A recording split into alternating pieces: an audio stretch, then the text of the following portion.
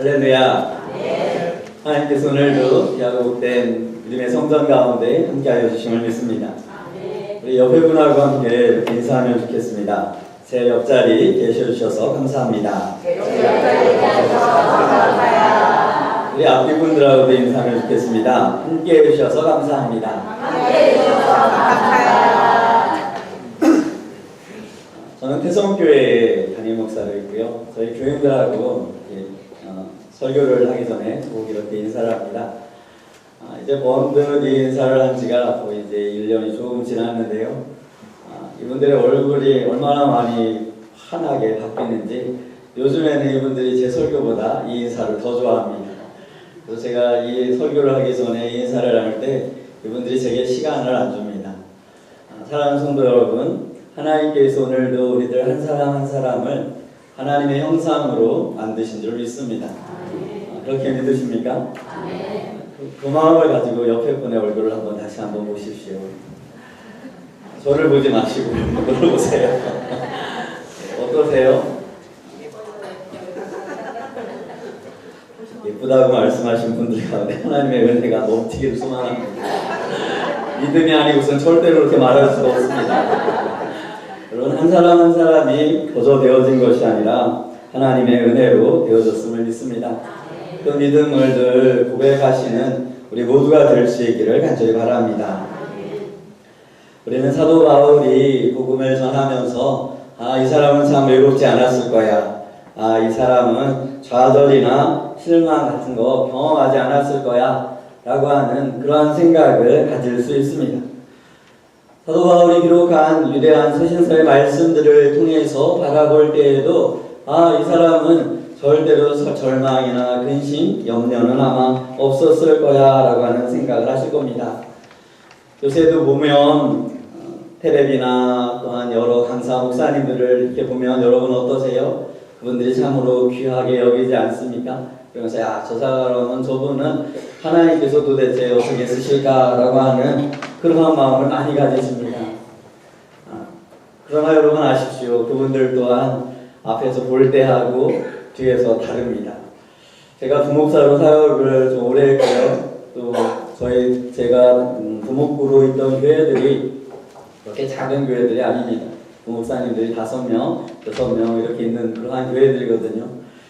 담임 목사님이 여러 성도님들 앞에 있을 땐 천사세요.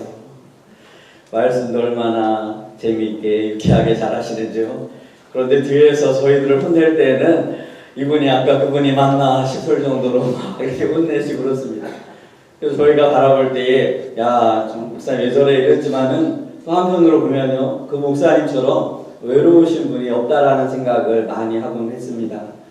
앞에서 볼 때 교인분들이 담임 목사님을 많이 지지해 주시는 것 같이 보였지만 또 다른 한편으로 그 모습 속에서 혼자시구나, 외톨이시구나 라고 하는 생각을 여러 번 한 것을 기억합니다. 사도 바울이 아마 동일한 그러한 마음을 가졌을 것입니다. 그는 때때로 외로웠을 것이 아마 분명합니다. 우리가 잘 알다시피 오늘 이 빌립보서를 기록할 당시에 사도 바울의 모습을 알 수 있습니다.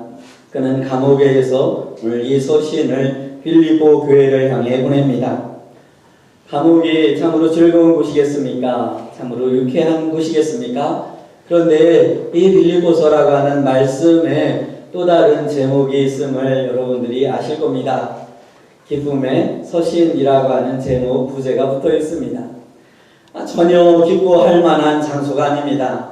그런데 어떻게 이 빌립보서를 기쁨의 서신이라고 할 수 있을까요? 그것은 바로 이 서신서를 빌립보 교회를 향하여 보내는 사도 바울의 같은 모습이 이 서신서에 담겨 있기 때문입니다. 그는 참으로 참담한 환경에 놓여 있습니다. 그럼에도 불구하고 그는 자신이 얼마나 참담한 환경에 놓여 있는가를 말하지 않습니다. 오히려 자신을 늘 후원하고 자신을 돕고 도와주었던 빌립보 교회를 향하여 기쁨의 이 서신을 보내고 있는 것입니다. 그것이 오늘 말씀을 통해서도 하나하나 보여지는 것을 알 수 있습니다. 바울은 그들을 향하여 어떻게 말하고 있습니까? 내가 너희를 위하여 이렇게 생각하는 것이 마땅하다라고 하는 말을 하고 있습니다.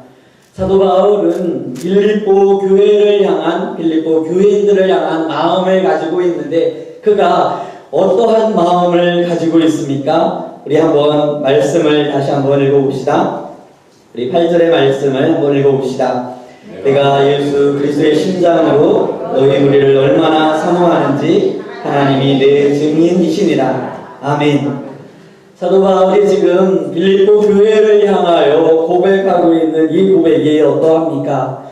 그가 예수 그리스도의 심장으로 너희를 사모한다 라고 지금 말하고 있습니다. 사도 바울이 가졌던 예수 그리스도의 심장이 어느 정도였을까 생각해 보신 적이 있습니까? 여러분, 복음을 전하시다가 욕을 한번 먹어보신 적이 있으세요? 욕 먹으면 어떤 마음이 드세요? 왜 저 사람은 저렇게 말할까? 이런 마음이 드시겠죠? 그러고서 또 한편으로는 내가 이 사람에게 또 얘기해야 돼? 이런 마음이 들 수 있을 겁니다. 그런데요, 복음을 전하다가 돌멩이에 맞아갖고 거반 죽다가 깨어났다라고 생각해 보세요. 그러면 다시금 복음을 전한다라고 하는 것이 어떻겠어요? 쉬우시겠어요? 가만히 여러분 우리 성도들 간의 생활 속에서 한번 보세요. 식당에서 열심히 봉사하시잖아요. 또 남이 안 보는데 열심히 교회를 청소하세요. 그런데 청소를 잘해놨다고 생각했어요. 주방에서 열심히 한다라고 생각했는데 누가 옆에서 뭐라 그래요? 그릇을 그렇게 놓으면 어떡해? 그렇게 씻으면 어떡해? 음식을 하는데 이게 뭐야? 이런 말씀을 한번 들었다라고 생각해 보세요. 그럼 여러분 다시 식당일 하고 싶으세요? 내가 여기 들어오나 봐라 이런 마음이 드세요? 말씀을 해보세요. 여러분 우리가 먹고 마시는 일을 할 때에도 그 일 때문에 속상함으로 안 하겠다라고 말합니다. 그런데요, 복음을 전하는 일을 하다가 그 일을 하다가 오게도 갇히고 죽게도 되어지고 아주 곤란한 일을 여러 번 당했습니다. 말씀은 또 거기까지만 끝나는 것이 아니라 그가 39대라고 하는 매를 몇 번이나 맞았다 그럽니까? 말씀에 3번 맞았다라고. 우리 사모님 감사합니다. 제가 기억이 안 나갖고 질문을 드렸는데 사모님이 그냥 단번에 말씀을 해주셨습니다. 몇 번 맞았다고요?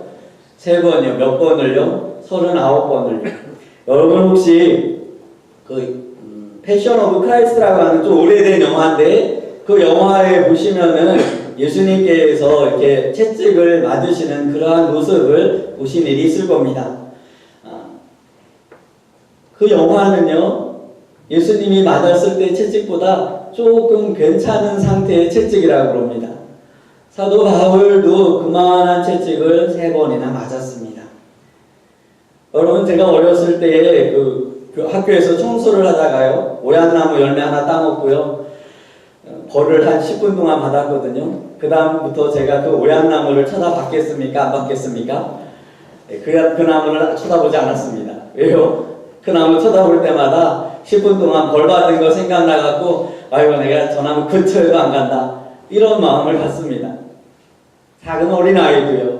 근데 사도 바울이 지금 복음을 전하다가 이렇게 큰 어려움 가운데 놓여 있었습니다. 그의 마음 가운데에 예수라고 하는 그 이름이 얼마나 크게 있었겠습니까? 아마 버릴 수도 있었을 겁니다. 그런데 그가 버리지도 아니하고 가지고 있다라고 고백합니다. 그리고 지금 사도 바울이 빌립보 교인들을 향한 사랑의 마음을 가지고 있는데 예수 그리스도의 심장으로 내가 예수 그리스도를 전하다가 여러 번 고통과 아픔을 당하였지만 여전히 그럼에도 불구하고 그 복음을 들고 있는 나를 보여주며 그들에게 감사를, 그들을 향한 사랑을, 그들을 향한 고마움을 표현하고 있다라고 하는 것입니다. 이 마음이 오늘도 저와 여러분이 마음이 되어지실 수 있기를 간절히 바랍니다. 오늘 사도 바울은 이 말씀을 전하면서 빌립보 교인들을 향한 먼저 감사의 마음을 표현하고 있는 것을 볼 수 있습니다. 우리 7절의 말씀을 한번 읽어봅시다. 7절입니다. 내가 내가 너희 무리를 위하여 이와 같이 생각하는 것이 마땅하니 이는 너희가 내 마음에 있으며 나의 맹인과 복음을 변명함과 확정함에 너희가 다 나와 함께 은혜에 참여한 자가 됨이라. 아멘. 사도 바울은 지금 빌립보 교인들을 향해 마음을 표현합니다. 감사를 표현합니다. 그런데 그 감사의 표현을 할 때에 저들이 어디 안에 있음을 말하고 있습니까? 자신의 마음 안에 있음을 지금 고백하고 있는 것을 볼 수 있습니다. 사도 바울은 지금 빌립보 교회를 향한 그 고마움과 그 감사함이 자신의 마음에 늘 충만하게 있음을 말하고 있는 것입니다. 그것을 예수 그리스도의 심장에 비유하면서 지금 증거하고 있습니다. 사도 바울이 감옥에 갇혀 복음을 증거하기에 참으로 막막한 그러한 삶을 살고 있을 그때에 그를 돌아보고 그에게 후원해주고 그를 찾아봤던 그 무리들, 그 빌립보 교인들을 향해 잊어버리고 잊지 아니함을 지금 말하고 있습니다. 말씀은 지금 변명하다, 확정하다라고 이렇게 말씀해주고 계시는데요. 이것은 단순히 자신이 무엇인가를 변명하려고 하는 그런 류의 변명이 아닙니다. 오히려 자신이 하고 있는 일이 얼마나 분명한 일인가를 확인시켜주는 그러한 말이라는 것입니다. 마치 법정에 있어 누군가가 죄를 물을 때에 그 죄를 묻는 그것을 단순히 변호하는 것이 아니라 내가 그 죄 가운데 온전히 서 있지 아니하고 내가 올바른 길에 서 있었음을 말하는 것, 그와 같은 것과 같다라고 하는 것입니다. 이런 말을 할 때에 그 사람은 죄수로서 말을 하겠습니까? 아니면 내가 죄 없는 상태로서 떳떳한 사람으로서 말하고 있는 것입니까? 죄인으로서가 아니라 떳떳함으로 말하는 것이 분명합니다. 오늘 사도 바울이 저들 앞에 이렇게 말하는 것은 무엇보다도 자신이 가지고 있었던 그 복음에 대한 확실함과 분명함이 있었기 때문입니다. 너희들이 지금 나를 이렇게 도와주었던 것은 참으로 감사하다. 너희가 내 복음의 일에 참여한 자가 되었다라고 하는 것입니다. 복음이라고 하는 것이 무엇입니까? 예수 그리스도로 말미암아 우리의 모든 죄가 다 없어지고 의로운 사람이 되었다라고 하는 것이 아닙니까? 복음이 무엇입니까? 우리가 죄인으로 서는 것이 아니라 이제 의로운 하나님의 자녀로서 서는 것을 말씀해주고 있는 것이 아닙니까? 복음이 그러니까 죄인된 모든 사람들의 교만한 마음들을 다 내려놓게 합니다. 복음은 우리로 하여금 하나님의 사랑으로 굴복시키는 나 자신을 확인시켜주는 그러한 일입니다. 오늘 거의 대부분의 사람들이 계속 주저앉은 삶을 살아가는 이유가 무엇입니까? 관심을 받지 못하기 때문이 아닙니까? 누군가가 나를 인정해주지 않기 때문이 아닙니까? 헌신 예배를 드릴 때마다 여러분은 어떻게 생각하십니까? 헌신이라고 하는 단어를 잘 알고 계시지요? 헌신은 그냥 바쳐지는 것입니다. 그냥 드려져지는 것입니다. 그것은 마치 그 옛날 제물을 하나님께 올려드리는 제사와도 같습니다. 제물을 하나님께 올려드릴 때에 그 제물을 어떻게 드립니까? 성경을 읽을 때에 레위기를 읽을 때 너무나 힘들고 어려웠습니다. 아이고 하나님, 무슨 하나님의 귀한 성경책에 이렇게 죽이는 것을 세세하게 적어놓습니까? 그냥 죽였다라고 하면 될 것인데 그것을 쪼개고 또 뒤집어 그것을 또 하고 또 피를 어떻게 하고 내장을 어떻게 하고 이런 거 대충 하면 좋을 텐데 그 제물을 드릴 때에 목숨만 그 생명만 앗아가는 것이 아니라 그 제물 드리는 것에 하나하나 세세하게 기록하고 그것들을 온전히 드려라 라고 말씀하십니다. 뿐만 아니라 그렇게 하지 아니하였을 때는 어떻게 합니까? 잘못 제사를 드린 그 두 제사장을 하나님께서 그 생명을 빼앗아 가는 것들을 우리가 말씀을 통해서 확인받지 않습니까? 헌신은 바로 그와 같습니다. 제물로 드려졌을 때에 무엇이 남습니까? 아무것도 없습니다.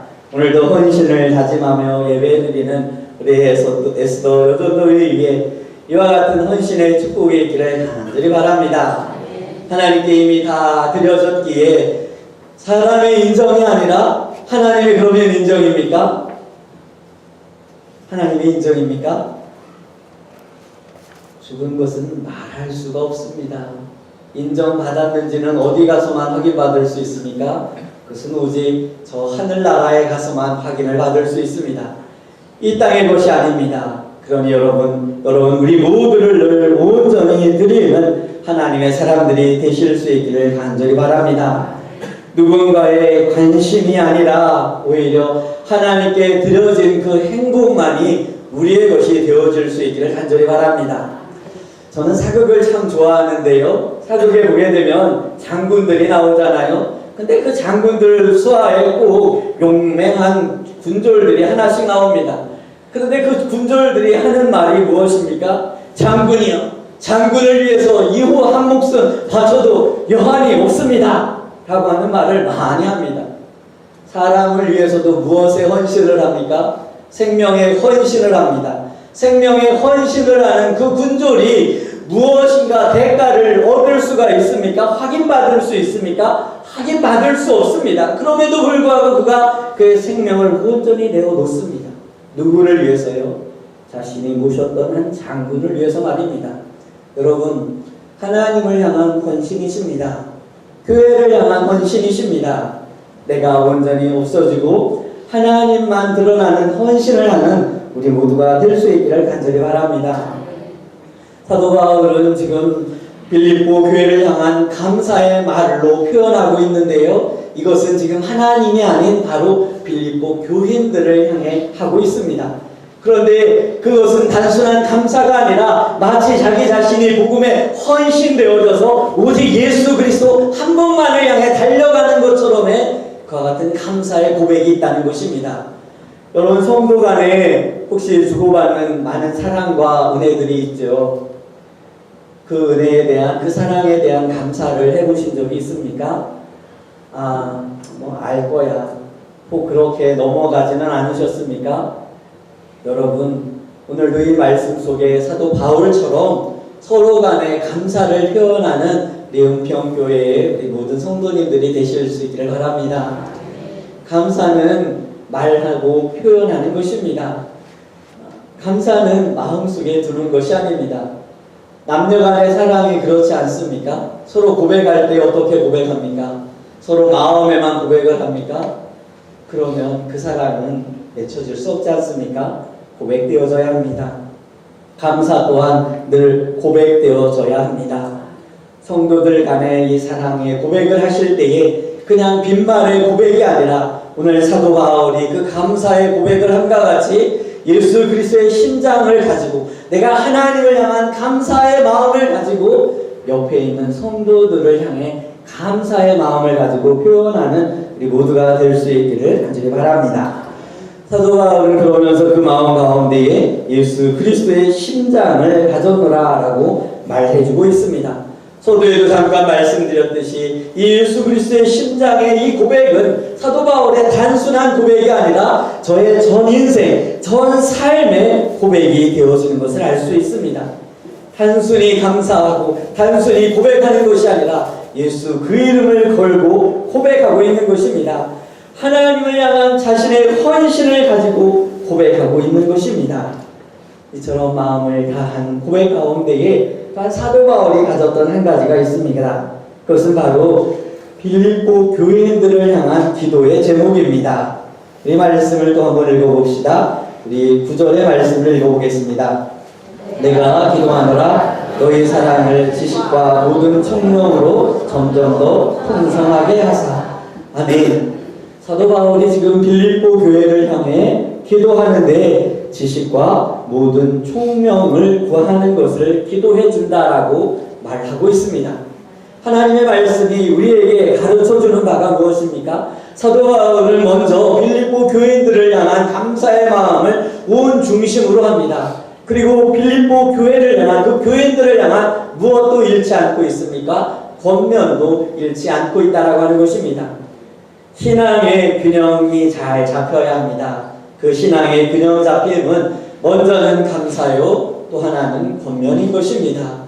사도 바울이 감사할 때, 권면할 때에 그 마음 가운데 하나님 앞에 선 것처럼 서로 감사하고 권면하고 있는 모습을 볼 수 있습니다.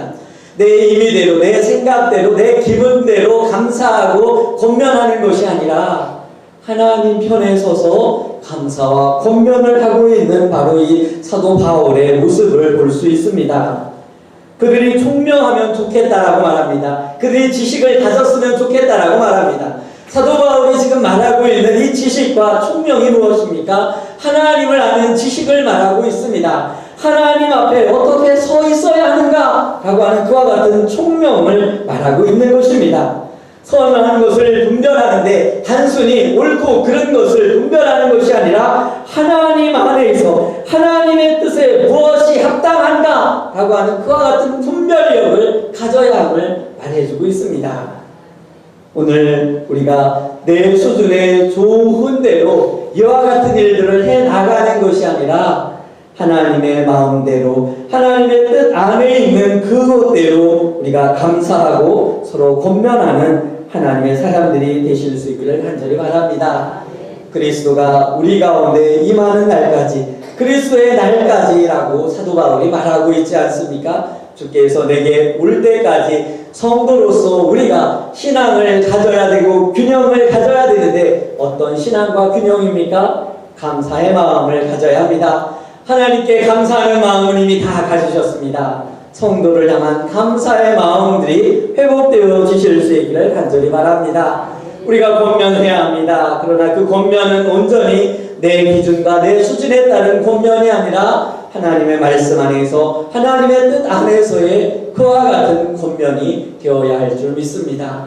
우리의 모든 생각과 마음이 이제 내 중심이 아니라 하나님 중심 가운데에 온전히 균형 잡힌 그와 같은 신앙을 하는 하나님의 귀한 분들이 되실 수 있기를 간절히 바랍니다. 기도드리겠습니다. 사랑과 은혜가 충만하신 아버지 하나님, 사도 바울의 모습 가운데에 오늘도 우리가 신앙의 참된 균형이 있음을 봅니다. 하나님, 우리는 하나님께 대한 감사가 있습니다. 성도에 대한 관심은 어느 정도 있습니까? 하나님, 우리는 늘 서로 권면합니다. 우리가 권면할 때에 어떻게 권면하고 있습니까? 내 수준과 내 마음대로 합니까? 하나님의 뜻 안에서 합니까? 하나님을 향한 마음을 가지고 합니까? 주님, 예수 그리스도의 심장을 가지고 서로 늘 감사하며 사랑하게 하여 주시옵소서. 예수 그리스도의 그 심장을 가지고 뜨거운 마음으로 뜨거운 사랑을 가지고 서로 하나님 아버지의 마음으로 권면할 수 있는 우리 모두가 될 수 있도록 축복하여 주시옵소서. 예수님의 이름으로 기도드려옵나이다. 아멘.